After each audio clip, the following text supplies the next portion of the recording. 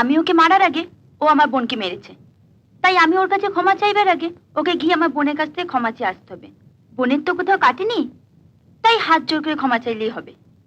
কি বলেন গায়ের মনুররা? অভাগী, তুমি চুপ করে থাকো বাবা, এটা কাকা ভাইজির ব্যাপার, তাই না কাকা? তুই তাহলে ক্ষমা চাইবি না? ক্ষমা চাইবো না তা তো একবারও বলিনি। কি বলেন গায়ের মনুররা? আমি বলেছি? তবে এটা ঠিক, ও আমার বোনের কাছে গিয়ে ক্ষমা না চাইলে আমিও বাবা ক্ষমা চাইবো না। চাইবি না?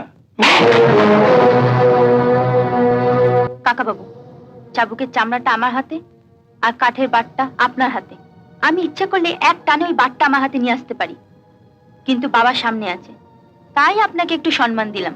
নিন, ফিরিয়ে নিন আপনার চামড়াটা। তোকে আজ আমি... দাঁড়ান দাঁড়ান কাকা বাবু, মারার আগে একবার নয় 10 বার ভাবুন। ওই চাবুকের চামড়াটা যদি আমার গায়ে এসে একবার লাগে, তাহলে কিন্তু আর সবার সামনে ওই চাবুক দিয়ে চাপকে আমি আপনার সব চামড়া গুটিয়ে নেবো।